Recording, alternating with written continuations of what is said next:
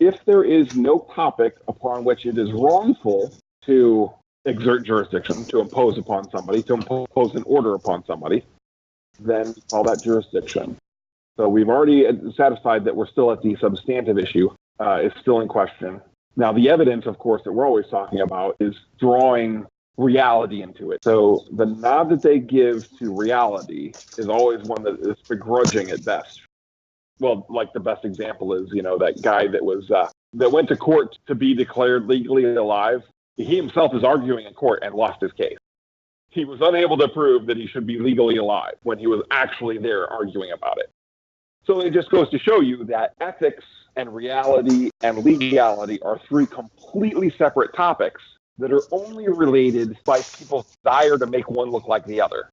In the sense of jurisdiction, that begrudging nod to reality and to ethics by the legal bucket is one that we're constantly working on, and it's an inspirational one. It's obviously not something that physically is, just a matter of the universe in consequence. That's where a lot of natural law ideas go into the bushes. There's nothing in a legal structuring and a legal thought system that makes it be ethical or makes it be influenced by reality. It is purely wanting the fictional story to look like the real world as much as possible. And so there's no way really to discuss jurisdiction and how reality affects jurisdiction without really kind of contemplating that. Because there's nothing about the territory in your physical location except that they want it to seem plausible and to seem sensible. But they'll abandon it, and they always have. Well, do you get mail in our physical location? That's close enough. That's just like being here. We have territorial jurisdiction, no problem. Something that you deal with affects something in our jurisdiction? Oh, close enough. It's as if you're really here. Oh, you have a kiosk in our territory? Our tax laws apply to you because that's kind of like you're here. Similarly, for personam jurisdiction, my feeling seems to be that there are two ways to impart personam jurisdiction. One is to have injured someone and then be owed justice. And the other is to have voluntarily, given it as a feeling of a sense of duty to your community or a desire to clear your name. There is a procedural element that is substituted for those, which is the service of a notice, kind of how it goes, right? They serve a notice upon someone. The right of avoidance is completely bypassed and ignored as a concept. It is presumed that the person who got the notice is not innocent and owes some response. As a consequence, that when they fail to inquire and exercise a right of inquiry, they are in effect acceding personam jurisdiction, one way or the other. Either they're guilty, and it's not relevant whether they've given personam jurisdiction, or they are not guilty, they're not fully innocent, they're guilty in the sense of needing to respond to the notice, and they didn't care to, or didn't have any objections, or didn't have anything they needed to be clarified, and they just didn't have a response. And as such, the default is that they're something other than guilty or whatever. It gets to be a little tricky, though. Well, I mean, the fundamental assertion is that the prosecutor has jurisdiction, or the prosecutor knows that the court has jurisdiction. Let's put it that way.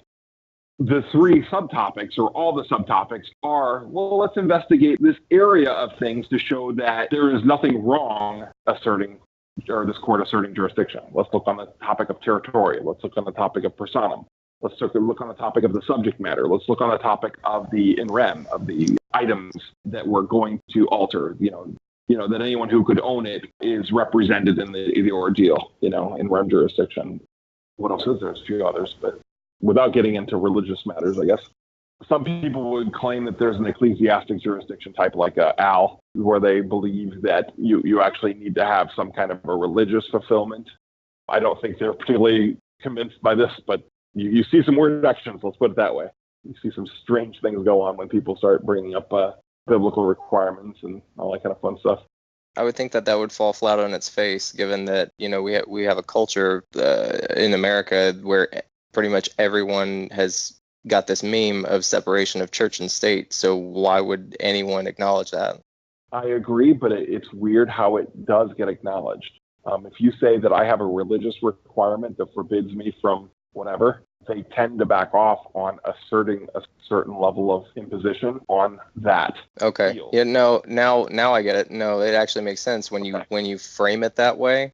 It does Yeah, make I was sense trying to because get they have the whole separation of church and state, but they also have like being terrified of trampling on religious, separate. Yeah, the fact that they don't claim religious jurisdiction is actually a part of how they act in respect to jurisdiction, which is weird. But so even though it officially isn't the category of jurisdiction, they still shy away from forcing a Christian to take an oath, for instance.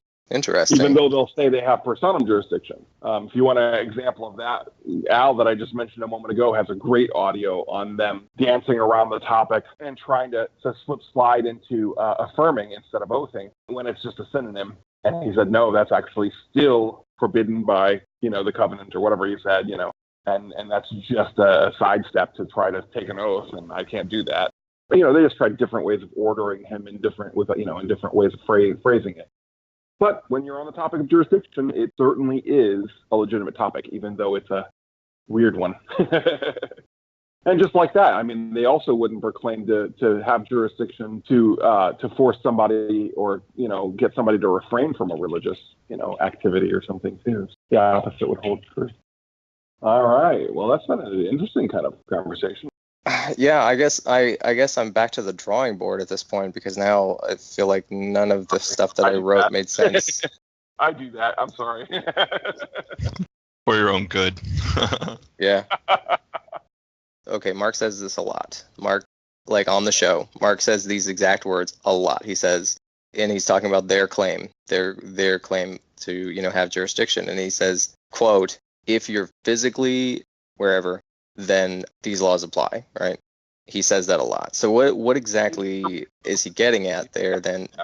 So he's asking them, is it your position that if I'm physically within blah, blah, blah, or whatever it be, that your laws apply to me? Is that your assertion? Right, and they tend to agree with that. Well, yeah, so he's trying to get them as part of their case that he can challenge them on, right? Right. It's not that that's all he could challenge. It's not just, you only get one challenge and you're done. He is getting them to state a concrete piece of their position, which is an element that must be true in order for the accusation to be true.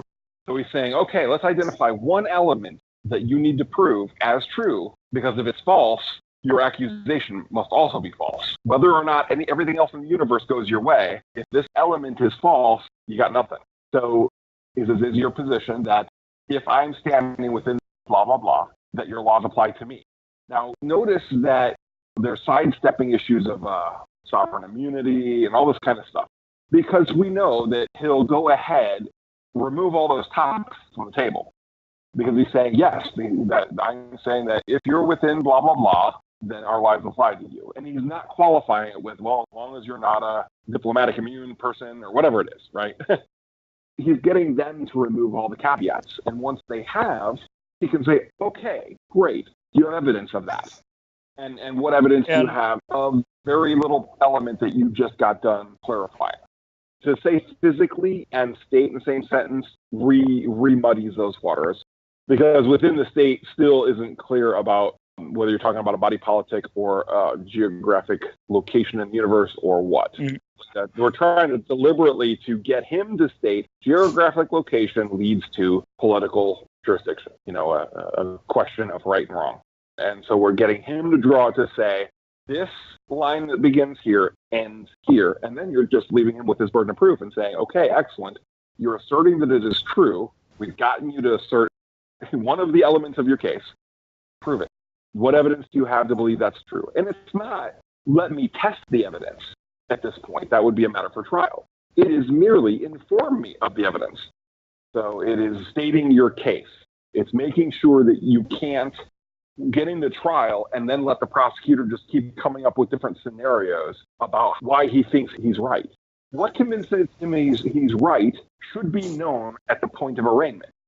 It's not, I have a feeling I'm right. Now let's explore the issue when we get into trial. That's what they want to be permitted to do. But that is what the whole failure to state a case is all about. And in respect to jurisdiction, we're doing the same thing.